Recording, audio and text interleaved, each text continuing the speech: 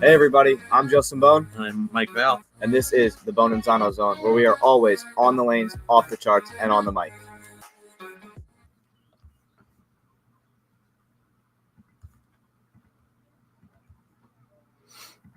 Hello everybody, and welcome back to another episode of the Bohn N Zano Zone podcast presented by BuddiesProShop.com. I'm Justin Bohn. Mike Val is in Vegas this week for the USBC National Convention, so I'm going to be doing this a little bit solo, but I've got two of my buddies in the wings waiting to talk about the ITC National Championship. If you're watching the girls' show right now, Chloe Skrasinski ended up winning. I'm sorry, but that's okay. But I don't think I should waste any time and bring these two on. Alex bowls for Indiana Tech. We all know that.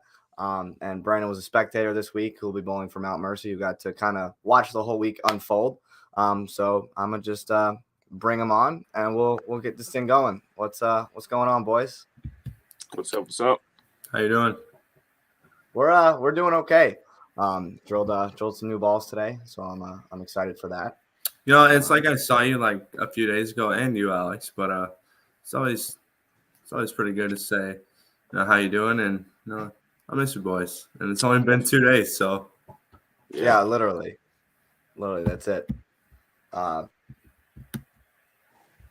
But I'm excited for tonight.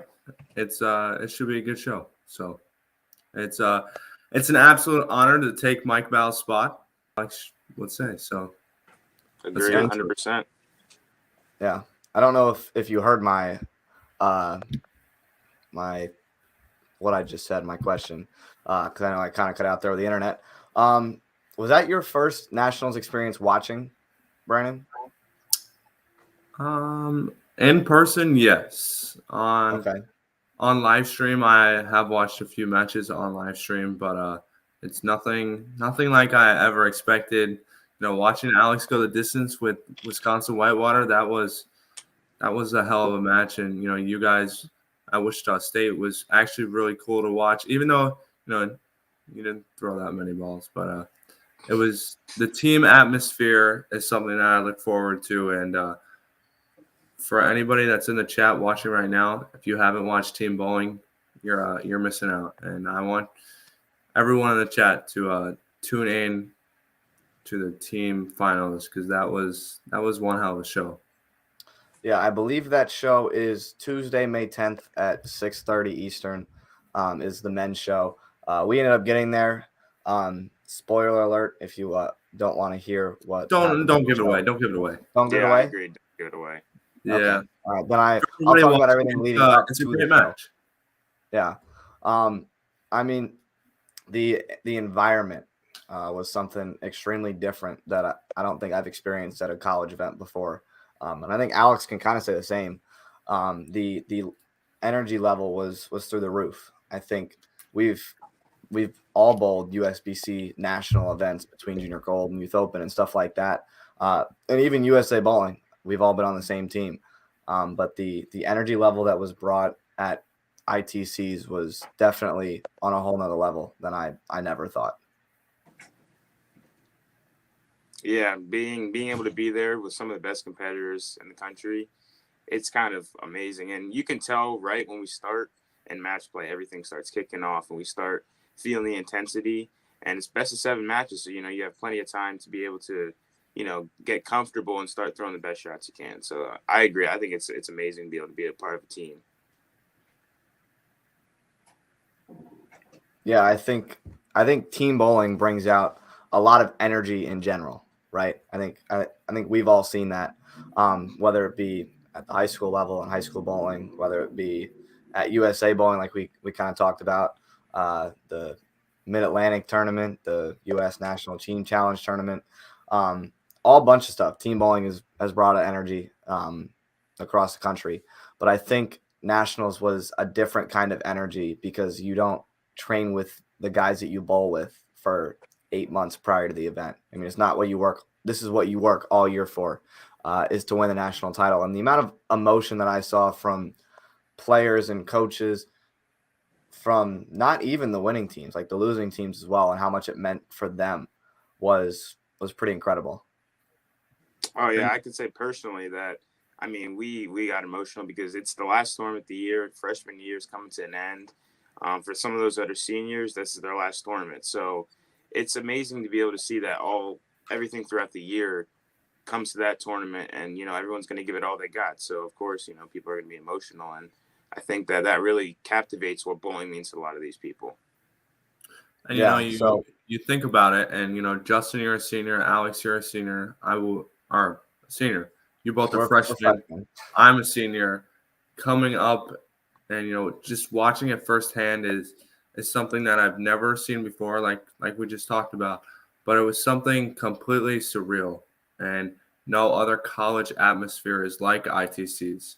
You don't walk into a college tournament or a collegiate shootout tournament and see them yelling at the top of their lungs because every shot at nationals it's ride or die. You got to make the best of it. You can't bowl scared. And, when you bowl scared, then you get tentative, and then you start not to make the greatest shots. But at the end of the week, the teams that bowl like they have been throughout the season, they're going to rise to the top. And you could definitely see the teams that were into it and were feeling it and wanted to be there and stepped up when they needed it, because when they stepped up and wanted it, they got it. Yeah. And I think the 4 out of 7 format was what allowed some of the better teams to prevail. I think some of the best of 5, best of 3 matches, even like 2-game total wood matches that we see like a junior gold and stuff like that, like it definitely can be hard to have the better teams go longer in the event, right? But I think when you're bowling race to 4, 7, best of 7 games, I think that really allowed for some of the best teams to rise to the top and end up finishing in the top of the field. And it's exciting. It comes down to the 9th and 10th in a few games, and if you don't step up in the 9th and 10th, you're not winning the game. So it's always exciting coming down to the final frames, and you gotta show up when you need it. And in a 4 out of 7, it doesn't matter who's the best bowler. You just got to get to 4 wins.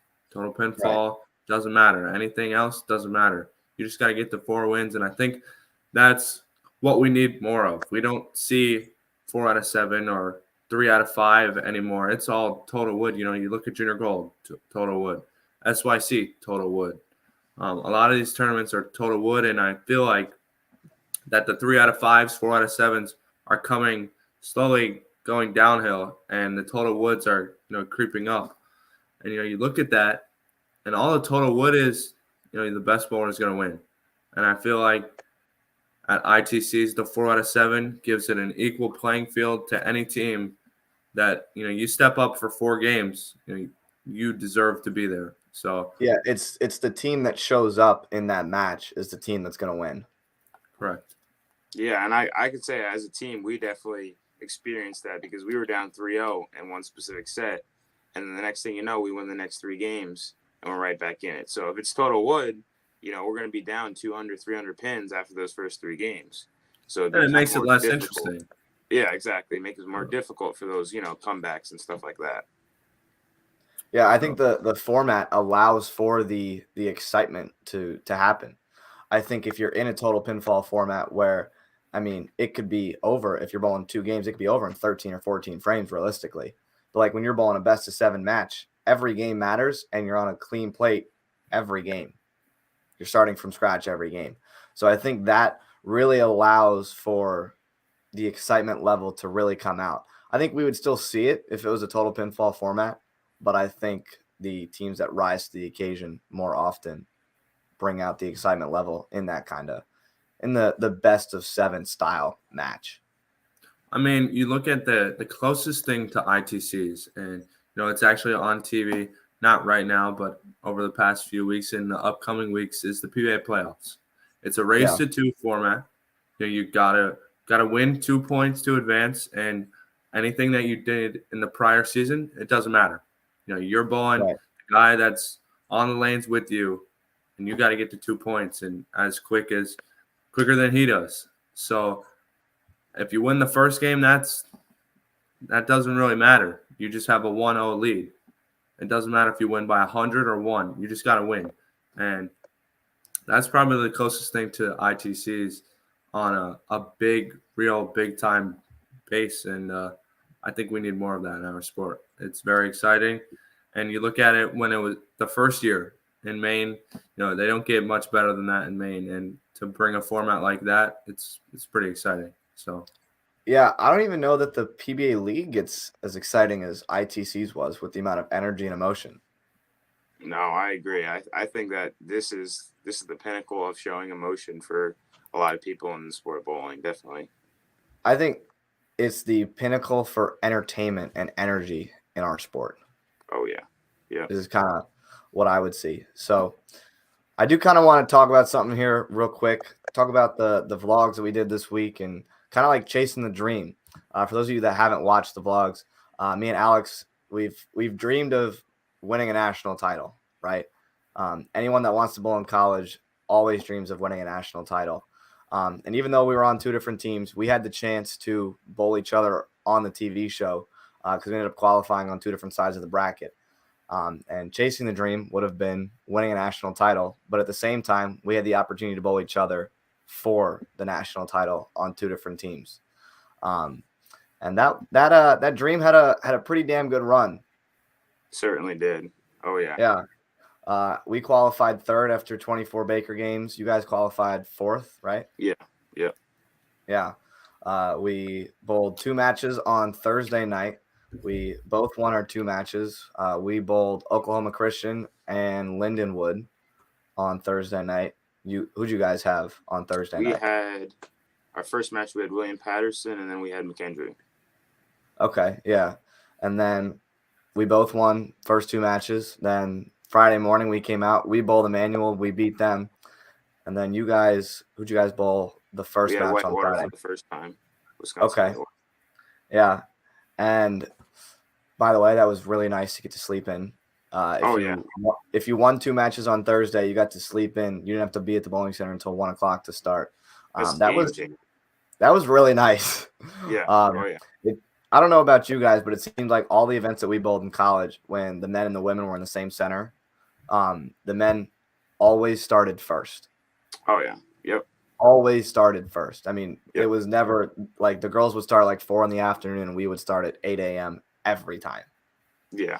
Yep. So, and even for us, the girls team also won the first 2 matches on Thursday night. So the whole team had to sleep in. It was great. It was incredible.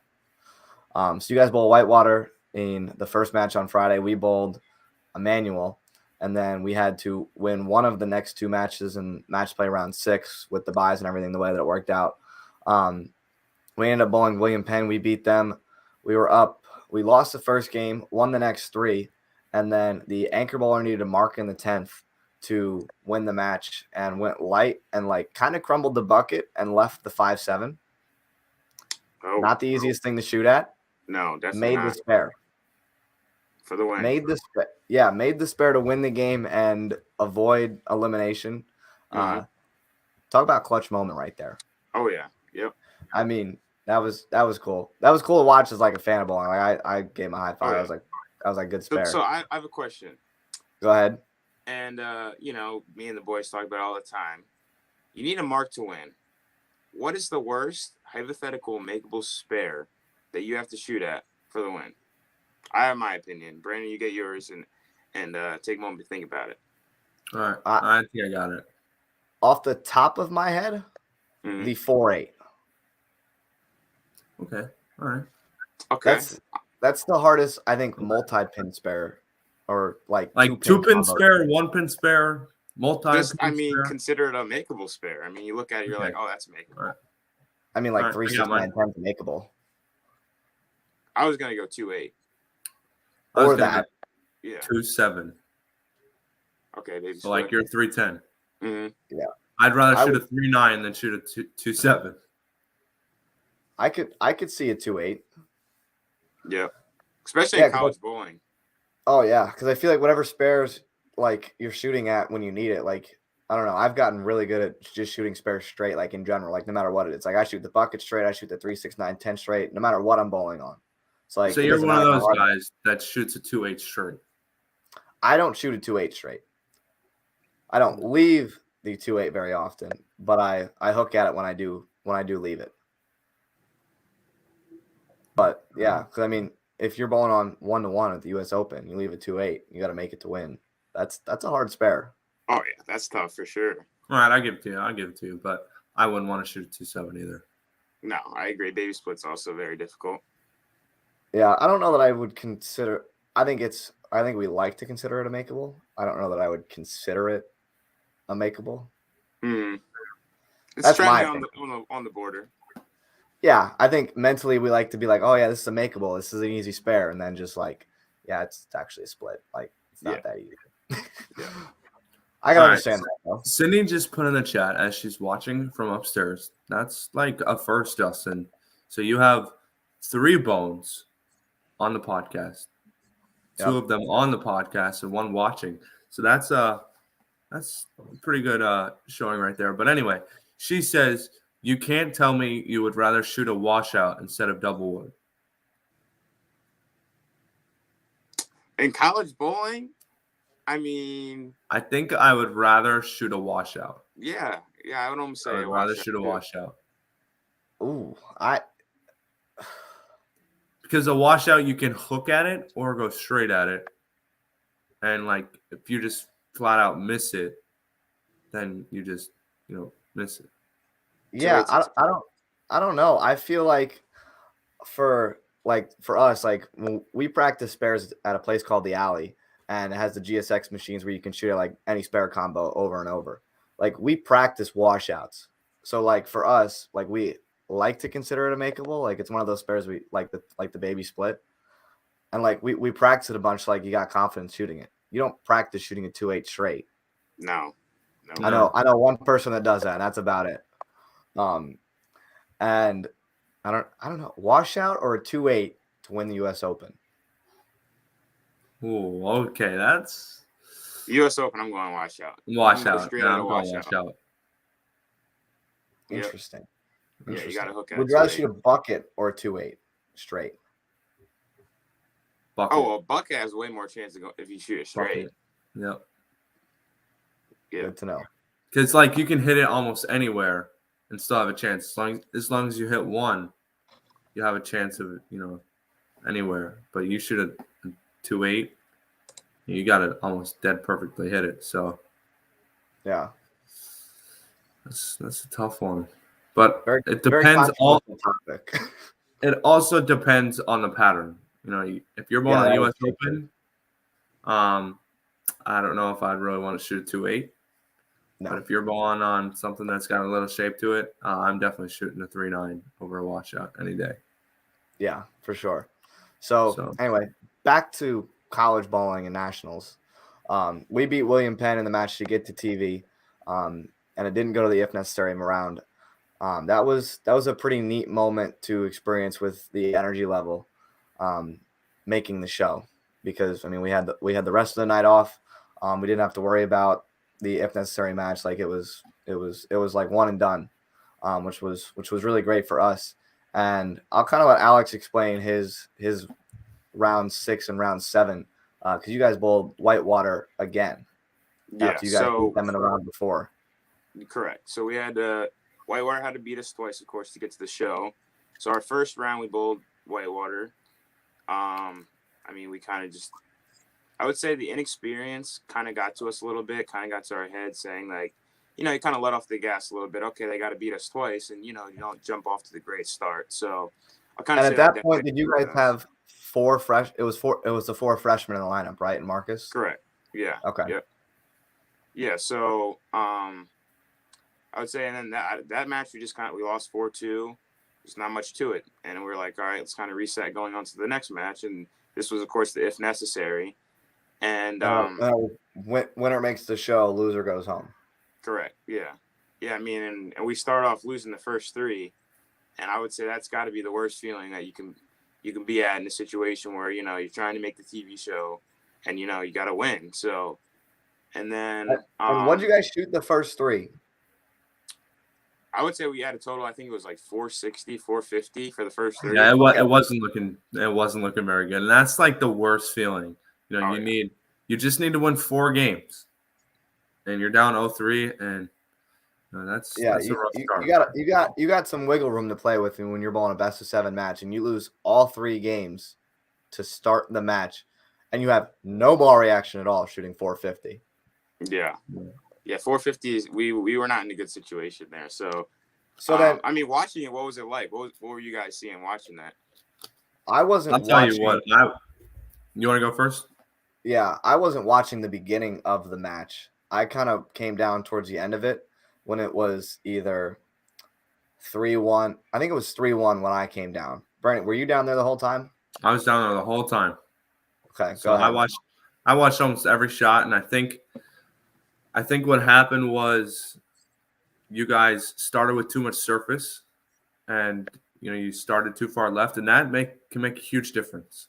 I feel like when you guys can open up the lane as a team, I know I've gotten to watch Michael ball a lot recently, and as growing up on the East Coast, I've seen you bowl. I know your strengths, I know your weaknesses. James, I think I know him pretty well, and Marcus, he's a really solid player, and he speaks for himself. Speaks for a reason. He's the youngest Open Championship winner, Eagle winner, I believe. And then there's Parker, and I would say the first 3 games, guys were a little too far left, in my opinion, and you guys had a little too much surface, and you missed it right. Wanted to hook, didn't want to hook. You missed it left and went through the face, and look up at the scoreboard after 9 frames. You got 110 or 120, staring 130 right in the face. That's not too hot when the other team's got 220 ball reaction. So yeah, especially when they're bowling good and you guys feel like you're bowling on the reverse block, the hard at best, the dead impossible, when you can't split a hair. You have to split a hair, and if you don't split the hair, you're splitting. Oh yeah, it's mentally deflating. I mean, it's just look at their ball reaction. It's just where's it coming from? So then let me ask, what changed for you guys going into like game 4? Now you're down 0-3. You can't lose another game, and you have to win the next 4 games, and you guys have 0 ball reaction. Yeah, so I would say Mike starting us off is a great leadoff bowler. He always kind of gets us energized. And I feel like we kind of got a spark. We finally started seeing the lanes. They started coming to us, which helped a little bit. And like you said, I agree. I think we were a little too far left to start. But, of course, it breaks down transition. And that finally transitioned to us. And the transition hit us that game 4. And I feel like that's what happened. It came to us for the rest of the couple games. And that's why we were able to win it. But, I mean, we were bowling with nothing to lose at that point. We were down 0-3. Right. The pressure really wasn't on us, So right, yeah, and when you're down 0-3 and a 4 out of 7, it's almost like you have everything to gain. And at that point, you're bowling on house money, like I told you guys. And the last 4 games, the way I saw you guys step up was unbelievable. You guys looked like 5 new bowlers the last 4 games, and it was really cool to watch. And if any of you missed it, I would strongly recommend going on Bowl TV and checking it out. Yeah, I mean, yeah. It was great, and it came down to the final shot, the last shot. Marcus threw a great pitch, and I feel like in that situation, you wouldn't ask any more of whoever was bowling anchor. So, and the fact that you guys were down 0-3 and it came down to the 10th frame of Game 7, you guys showed who you are, and I'd be pretty happy for you guys, and I am really happy for you guys. Pretty excited to know that you guys never give up, and there are 4 guys that I would put myself on a team with any day of the week, and to see that you guys didn't pack it in after 3 games, being down 0-3, having 0 ball reaction in the world, I thought it was really, really cool to watch that you guys brought it back to Game 7 in the 10th and needed pretty much 2 hits away from making TV when you're down 0-3. So, and I don't know that I would want it any other way.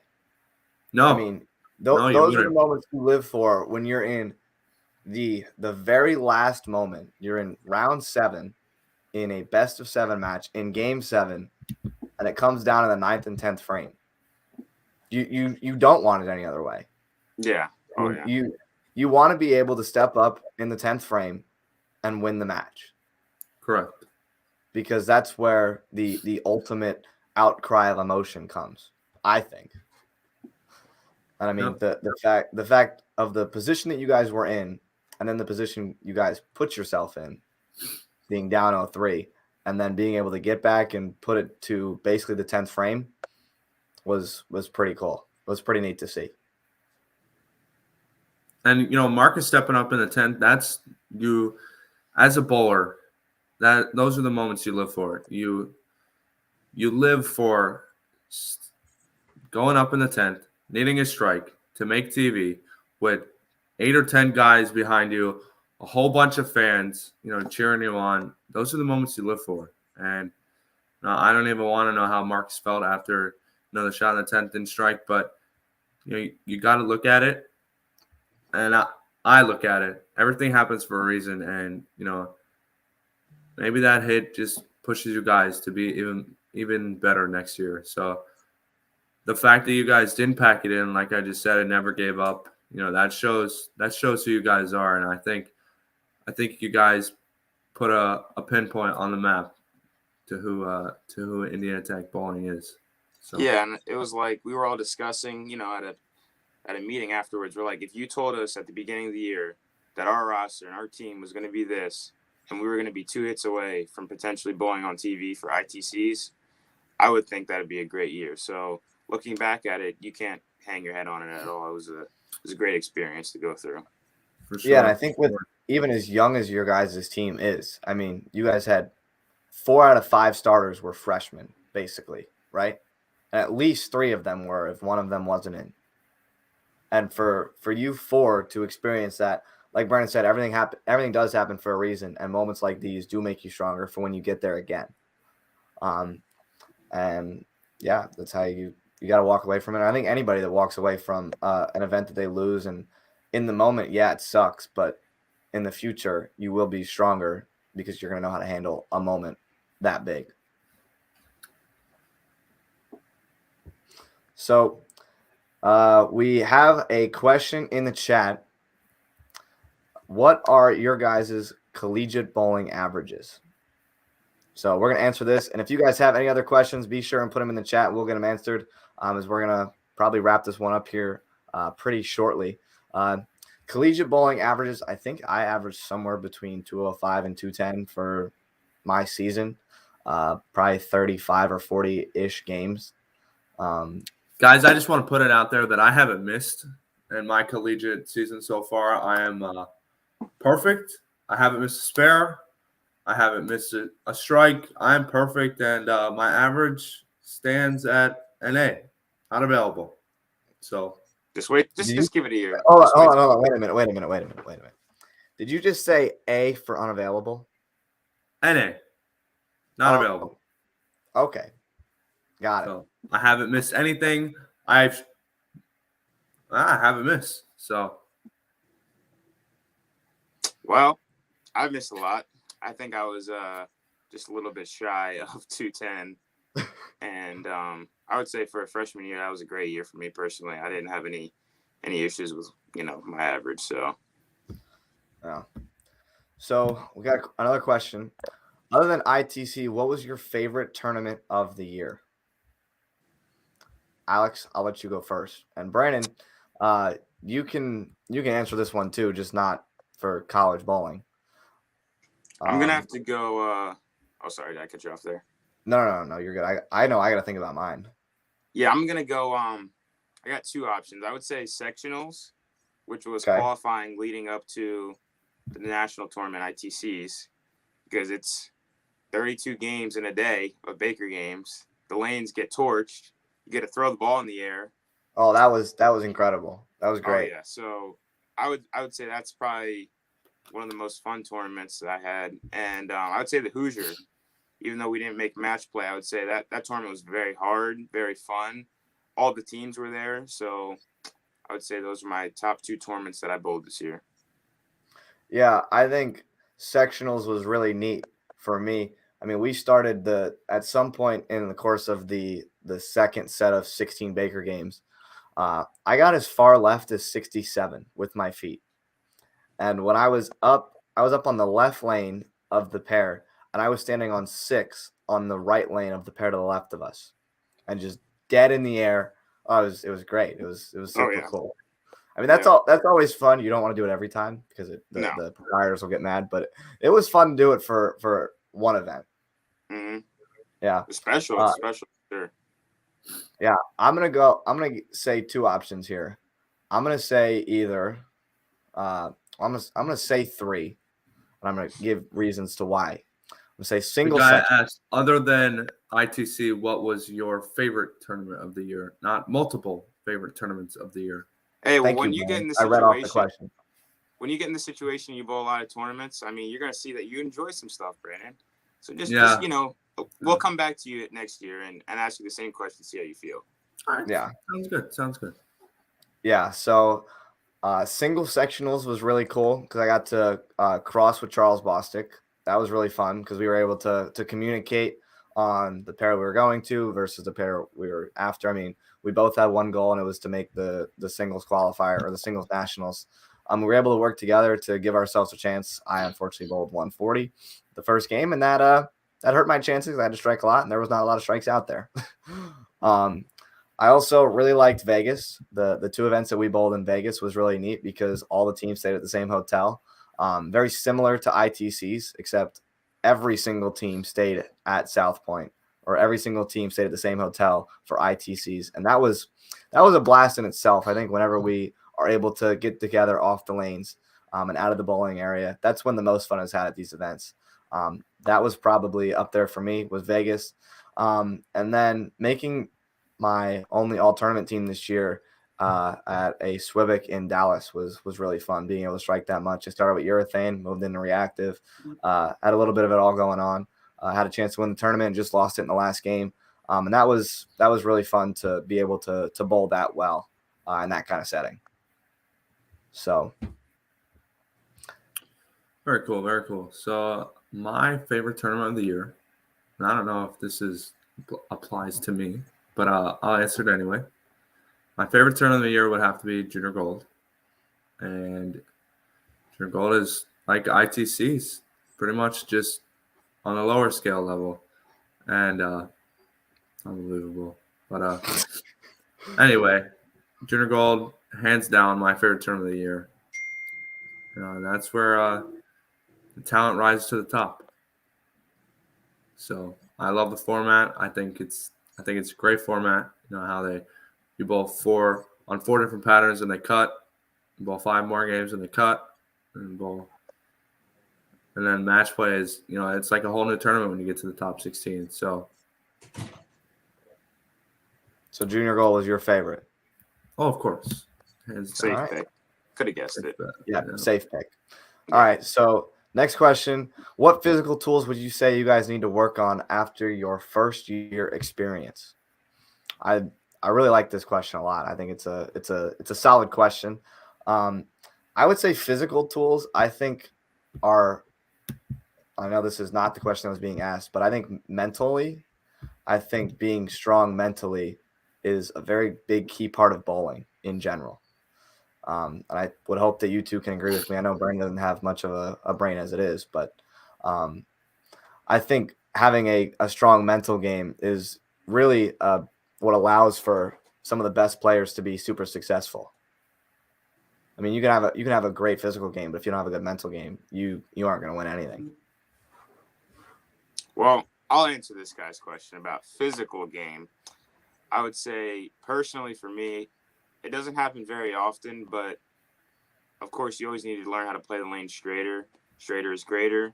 And college bowling is hooking in a lot, but there is also a time in college bowling where you need to play straight. So I would say for me personally, and for me as our whole team, we just need to learn on being able to play the lane straighter, close off those angles to be able to score better on fresh.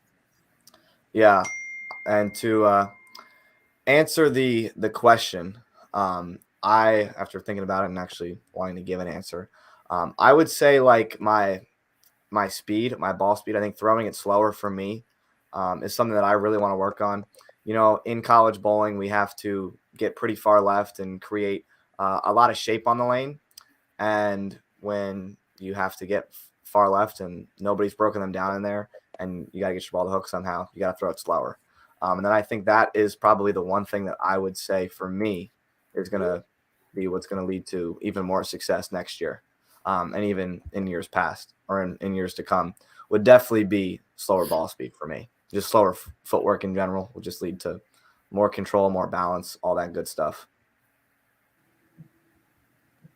Brandon, what's the one thing you got to work on over the summer to prepare for college bowling now that you've kind of seen it for a year, and kind of, I mean, heard from me, all that good stuff?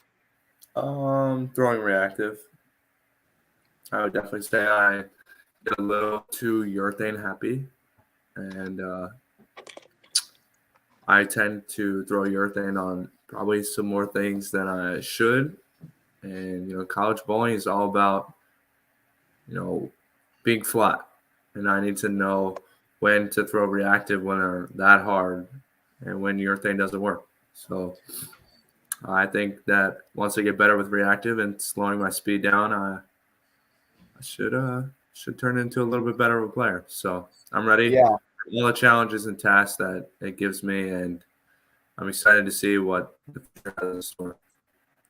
Yeah, and it's funny that you say that about throwing reactive, because I actually had a conversation with Spencer for a decent amount of time today about how a majority of the lefties were throwing urethane this week, whether it was the pitch black, the purple hammer. He was throwing a little bit of a booyah, double cross. It was really fun, and he was like, "Yeah, there were like hardly any lefties throwing reactive."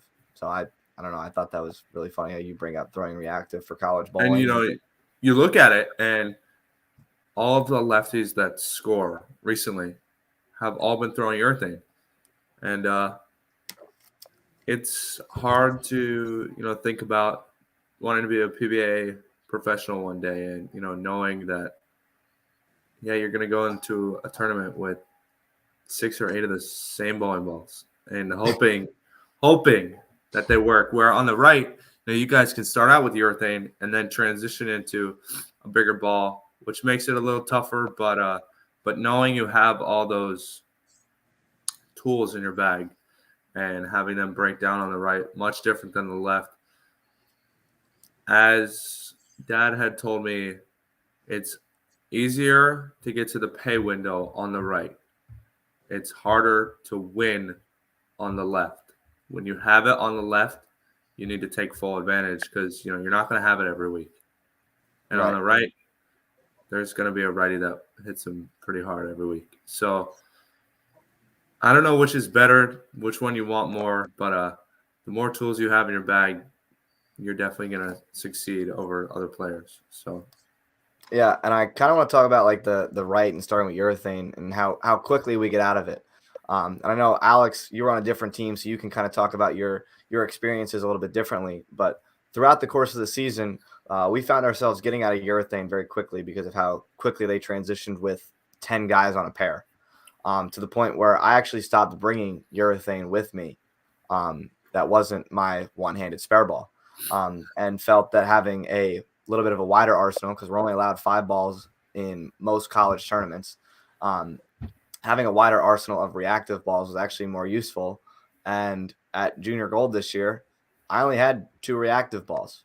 I had a Hero Solid, a solid symmetric ball, a Tempo, which is a shiny symmetric ball, and then a one-handed urethane, a 2-handed urethane, and a plastic ball, because I did not like using urethane in my spares. And now I'm talking about not using any urethane like in my arsenal because it gives me more options. I don't know. I thought that was funny. Well, I'd like to say college bowling and youth bowling are two completely separate things. So, college bowling, I agree. We don't throw urethane nearly as much as some people may think, or as much as on tour, because, like you said, they burn up, and you have so many people bowling. So, and most of the time, I don't know about you guys, but we burn up the lane, so it kind of creates a hook spot. Urethane already naturally hooks early, so it's just kind of all out of play to begin with. So, but when you go to youth bowling, you don't have that. So, I would say for me personally, I think I'm going to keep urethane in my bag coming to junior gold and going back to youth tournaments. But I would agree. I saw minimal urethane usage during college tournaments. Yeah, I think it's something that's really good to start with, like on the fresh, and I'll let you get to your point in a minute, Brandon. But like at events like junior gold where they break down differently. I think in college, a lot of people start in the same area and we find ourselves using it like on the fresh. But like we don't really use it after that. We don't really use it on the fresh because of how they break down. We're at junior gold where kids are playing a little bit more all over the place. You're able to stay in it longer. And yeah, and like when I go bowl junior gold this summer, I'm going to bowl U20. And I'm definitely going to have a purple hammer in my bag. I think it's been a big key to success in youth bowling, not just for me, and not just with the purple hammer or whatever urethane ball I have, but for anybody. Me and Spencer talked about it today, how we all kind of got used to throwing urethane, and even on the right side. It was a big staple in our bag. And now for someone like me, 8 months later, it's not even a thought when I go to a college tournament. Yeah, that Justin, if you were on the left, it might be a little bit different. Yeah. But I think you got to look. It would be. But you got to look at college bowling and youth bowling. They're two completely different breeds. College bowling, you bowl on a lot of flatter stuff. Youth tournaments, they're a little bit more shape to them. You think about SYCs, for prime example. They're 3, 4, sometimes 5 to 1. And you bowl a college tournament, they're less than 2 to 1. They're almost brutal. So you have to make your own area, and sometimes on the shorter stuff you can make area using urethane, starting with urethane and then moving left and bouncing it off of where the urethane is carried down. But it's pretty tricky when you get to college bowling, and I haven't even been there yet. Just watching from a spectator, watching what some teams do to break down the lanes, and I would say I'm definitely ready for the challenge. So, yeah, I think that was a big part of our success on the fresh this week was how we were able to break them down. We would sacrifice a bunch of our practice shots to break down each lane in a way that would help us benefit in our score. And I think that ultimately helped us have a much better ball reaction on the fresh than a bunch of the other teams did. Yeah, I would say watching you guys to begin qualifying, we saw how you guys broke them down, and we didn't break them down in qualifying, and we struggled during the beginning. And you guys had a good I remember I walked back to Michael's dad, and I was like, and we bowled like 8-4, and we bowled 897 on the fresh, so 100 over for 4, and you guys bowled 697. Yeah. I go, we beat them by 50 a game. Yep. That's 5 pins a frame. That's not close. No, not at all. No, that was funny. No, but I think it's almost time to wrap this one up. Do you guys have anything else you guys want to chat about real quick? The floor is yours. Make your statements, ask questions. Go right ahead. All right. Well, I see a question that's been going down in the chat. Can you explain the softness thing in bowling? I don't get it. So basically, bowling balls have to be a certain hardness to be legal in USBC competition or within a certain hardness measurement. And a couple of the bowling balls have been measured too soft or under the required hardness. So for that reason, they've been no longer USBC approved. The urethane balls specifically lose hardness over time much quicker. So the 2016 and 2017 Purple Hammers are much softer than they were in 2022 than they were in 2016 and 2017. So over time, they were legal and then have slowly became illegal. So with that being said, that's why they've done that. And the PBA rule within 2 years really just allows it to stay that way.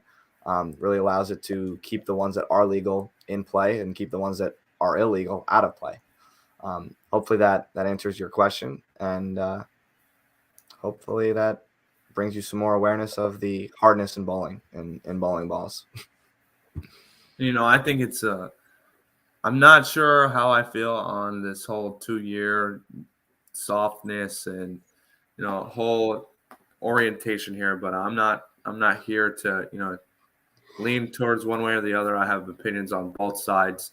I think it's tough to watch and listen to people talk about it, and I just think it's a very sensitive topic right now, especially what's going on in the world right now. It's something that we don't need in the bowling world, and I think if it's a bowling ball and you put 3 holes in it, it doesn't matter if it's under the softness, over the softness. You still gotta put it in a place to where you're gonna knock over all 10 pins, and it happens. And over time, you can't change what happens over time. Like it's pretty hard to change what happens to a bowling ball that's made 6 years ago. It's gonna react different, and its lanes are not like what they used to be 6 years ago.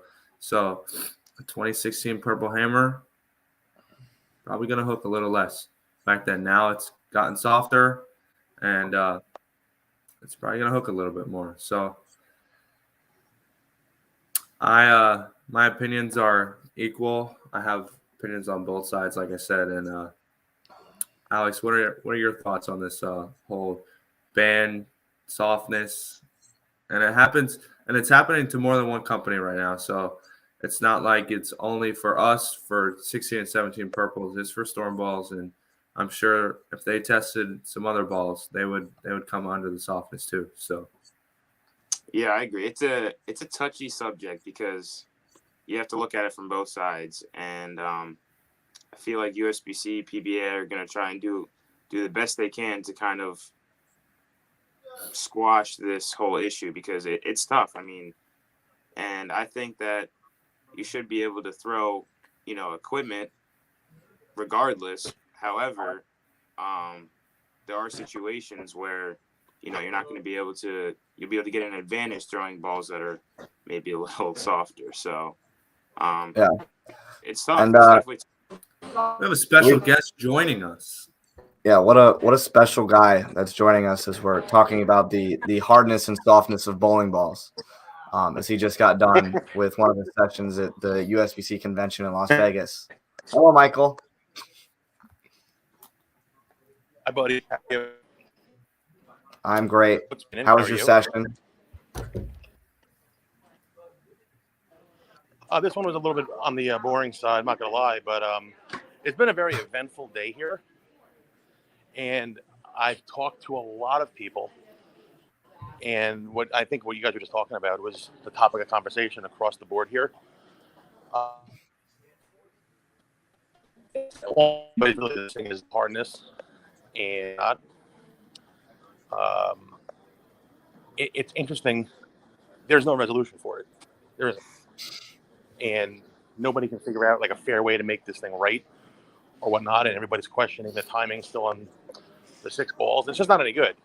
And, everybody that we've talked to so far is saying that we're in a real fragile state, which we are. And it sucks. It's awful. It's completely awful. And not a lot of happy people here. I'm not going to lie to you guys. Yeah, definitely. I feel like it would be a much more interesting place to be at USBC convention this year with everything that's happened in the sport of bowling. Oh, especially right now. It's like it's like a World War IV going on right now, and in the bowling world, you look at it, and all heads are clashing right now. And like Mike just said about the timing, there's not going to be any worse or any better timing. I mean, it's not the greatest time. No. especially at the Masters. What happened at the Masters, I think I wasn't a huge fan of that. And I'll say it, we're not storm staffers, but No, I thought that was pretty messed up what happened to storm staffers at the Masters. So no, you're right, and I'll tell you this: the one person who I was looking to meet here, I think you guys know who that is. I haven't had the chance to see him yet, but he is floating around. And I got here last night, so I didn't come to anything yesterday. But he's been very, very social, shaking hands, meeting people and whatnot. I haven't seen him yet. Probably will tonight. But I did have Justin. I had lunch with, ready for this, murderers row over table. Go ahead. Alex Aguiar, Timmy Mack, Okay. Barry Asher, and Larry Lickstein. Wow, that's a table. Yeah, we had it right there. Yeah, and each one of them was very vocal on what they thought is going on in the game and in the bowling world, and it's awful.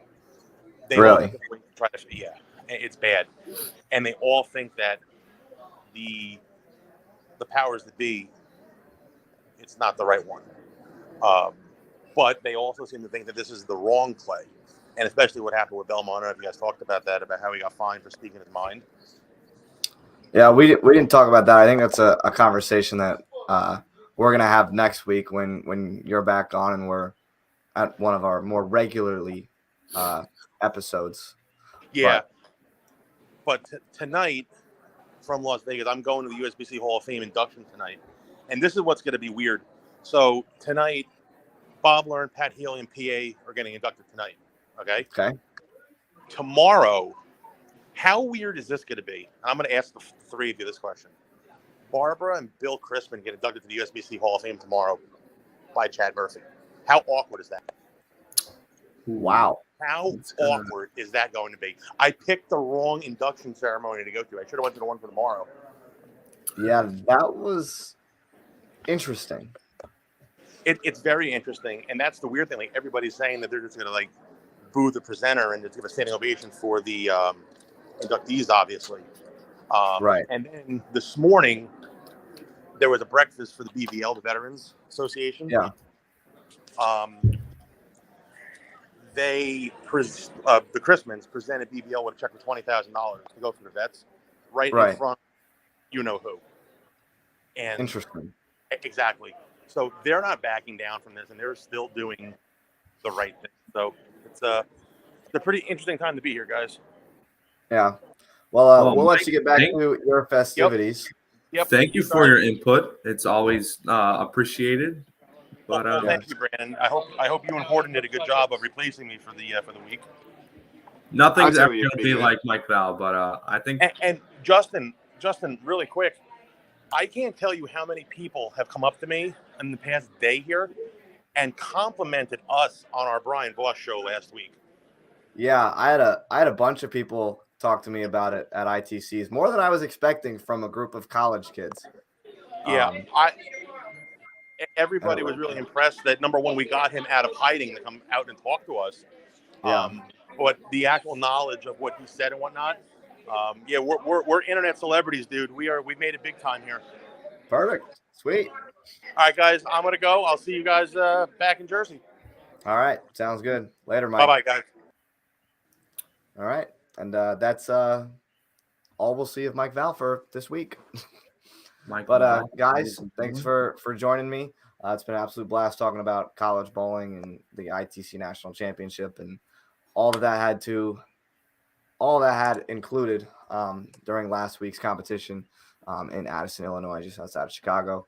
But that's just gonna wrap this one up, guys. Be sure and tune in May 10th and watch the Wichita State Shocker Bowling team compete for a national title, 6:30 p.m. Eastern on CBS Sports Network. You're gonna have to tune in and find out. Best 3 out of 5. Winner wins a national title. And Alex, great showing, finishing 3rd place with you guys and the Tech Warriors.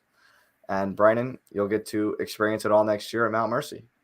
Next year, I'm ready for it. So I want to say thanks, Justin, for having me and Alex on the show. It was a good time, good good long hour. But before we end this real quick, I want to give a little shout out to what I'm wearing tonight. Bones Weight Training and Rev Rates. It is something new at Howell Lanes. If you haven't heard of it, I want you to go check out revrates.vip. And it is on the map, and machines arrived today, and it's going to be something cool. And if you're not there to see it, you're missing out. So us three, I cannot wait till Justin arrives back home in a few short weeks, and Alex comes home for the summer, and we're gonna have some videos there, and we're gonna have quite the training sessions.